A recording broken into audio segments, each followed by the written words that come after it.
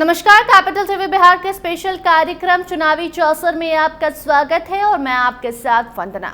राहुल गांधी बिहार आते हैं, बिहार में बेगूसराय पहुंचते हैं और कन्हैया कुमार की यात्रा में शामिल होते हैं और उसके बाद पटना आकर भाषण देते हैं और दिल्ली वापस लौट जाते हैं।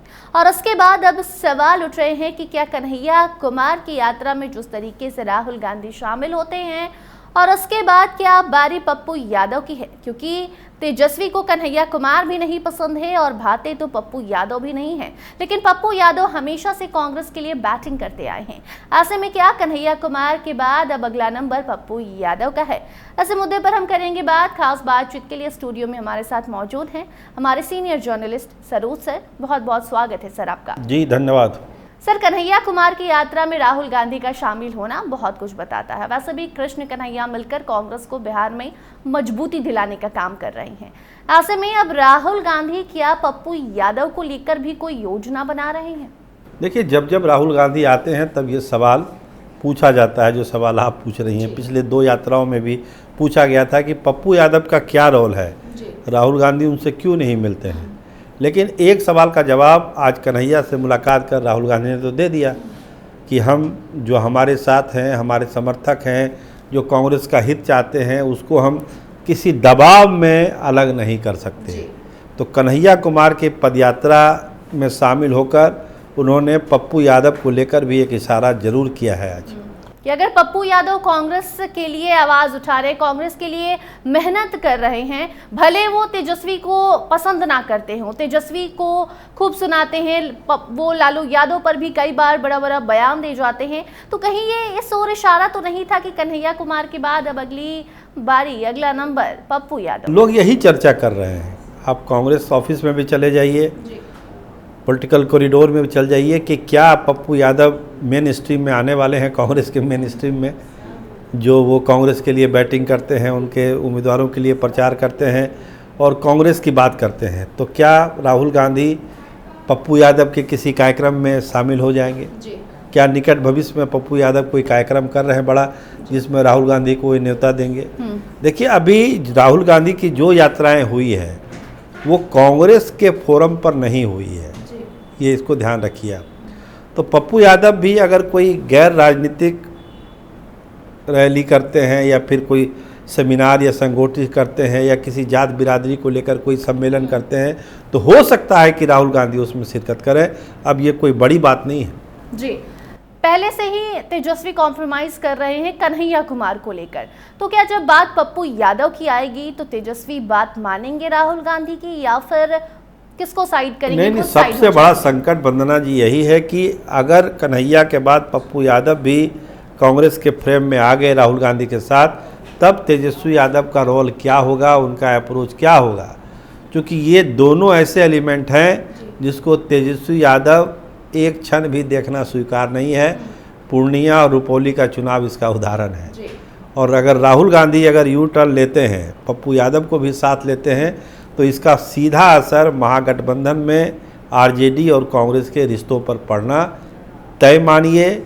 महागठबंधन में बड़ी टूट भी हो सकती है अगर ये घटना हुई। लेकिन पसंद तो कन्हैया कुमार भी नहीं है, लेकिन कन्हैया कुमार के वक्त तो तेजस्वी ने चुप्पी साध ली है। तो हो सकता है कि कांग्रेस आगे योजना बनाए, क्योंकि इस बार चुनावी साल में कांग्रेस से एक भी रिस्क उठाना नहीं चाहती है और कोई भी मौका गंवाना नहीं चाहती है, जिससे उसका वोट बैंक मजबूत हो, जिससे कांग्रेस को बिहार में एक अलग पहचान मिले, एक अलग मजबूती मिले। और ऐसे में पप्पू यादव से ज्यादा अच्छा ऑप्शन कोई और नहीं हो सकता है। पूर्णिया की बात कर ले या उस तरफ की बात कर ले, तो देखिए, इसमें कोई दो मत नहीं है कि कांग्रेस के लिए पप्पू यादव करेंगे तो कुछ भला ही करेंगे। कांग्रेस के लिए कुछ रन बनाएंगे, 0 पर तो आउट वो नहीं होंगे। अगर बैटिंग करेंगे कांग्रेस की तरफ से तो अच्छा ही रन बनाएंगे, खासकर जिस इलाके की आप बात कर रहे हैं, पूर्णिया, कटिहार, सीमांचल के इलाके की। लेकिन इतना ही काफ़ी नहीं है। बाकी बिहार में तेजस्वी यादव भी ये सोचेंगे कि आखिर पप्पू यादव जैसे लोगों के साथ देकर क्या आरजेडी में ही कोई खतरा, बड़ा खतरा तो वो मोल नहीं लेंगे? क्या यादवों के नेता के तौर पर तो वो नहीं उभर जाएंगे, जिसकी ख्वाहिश तेजस्वी यादव को है? तो यादव पॉलिटिक्स के हिसाब से पप्पू यादव का आना तेजस्वी यादव के लिए कहीं हितकर नहीं है, इसीलिए पहले दिन से वो इनको इग्नोर करते हैं। कन्हैया चूँकि पढ़े लिखे हैं, युवा हैं, तो तेजस्वी यादव के उस छवि को जो है वो डैमेज करते हैं, ये एक तरह का डर उनको रहता है। लेकिन अंतर है कि देखिए कांग्रेस में है कन्हैया कुमार, लेकिन पप्पू यादव को तो लेकर स्थिति स्पष्ट नहीं है। पार्टी का उन्होंने विलय किया, कुछ उस लोग उनको कांग्रेस में मानते हैं, कुछ लोग उनको कांग्रेस में नहीं मानते हैं, तो ये अधर की स्थिति है। तो कन्हैया का केस और इनका केस अलग अलग है, लेकिन तेजस्वी यादव के लिए दोनों केस खतरे वाला केस ही है। इसीलिए बहुत आसानी से पचा लेंगे कन्हैया की एंट्री।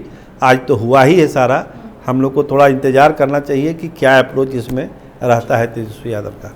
इसके साथ साथ राहुल गांधी बिहार आते हैं और सिर्फ सभा को संबोधित करते हैं और यात्रा में शामिल होते हैं, इतनी तक बात तो रही नहीं होगी। कुछ चुनावी प्लान भी बनाए गए होंगे, चुनावी रणनीति भी तैयार किए गए होंगे। ऐसे में फिलहाल तो यात्रा पर फोकस किया है कांग्रेस ने और अपने संगठन को मजबूत करने की कोशिश की जा रही है। इसके बाद भी क्या और भी कोई आज प्लान बनाया गया?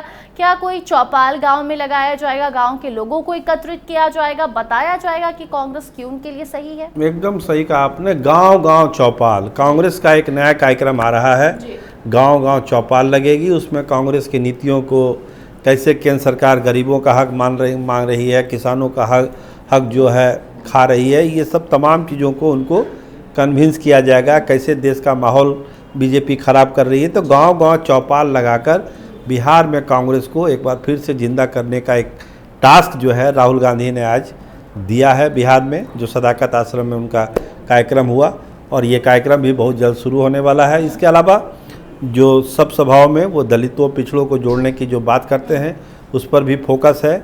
लेकिन गांव गांव चौपाल वाला जो इनका प्रोग्राम है, अगर वो सक्सेस होता है तो कांग्रेस में एक नई जान आएगी, इसमें कहीं दो सकते हैं। जी, जिस तरीके से कांग्रेस मेहनत कर रही है, लोकसभा चुनाव में अगर ये मेहनत हुआ होता तो कुछ और ही परिणाम सामने आता।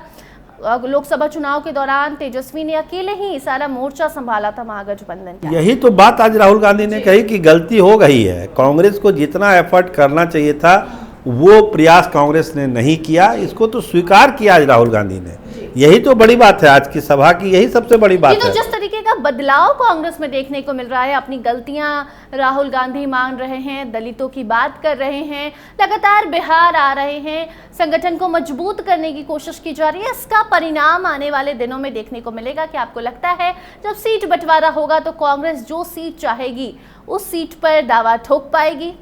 देखिए, सारी कोशिश तो यही है ना भाई कि कांग्रेस में ताकत आए, कांग्रेस में ऊर्जा आए। लगे तेजस्वी यादव को भी नहीं, कांग्रेस का साथ जरूरी है आरजेडी के लिए। अभी तो हाँ, अभी तो ऐसा कुछ नहीं है साथ तो भी ठीक है, नहीं है। लेकिन राजद आगे तो नहीं जाने देगी, नहीं आगे आने का सवाल नहीं है, लेकिन कांग्रेस का जितना हक है, जितनी ताकत है, उतना तो कांग्रेस लेगी।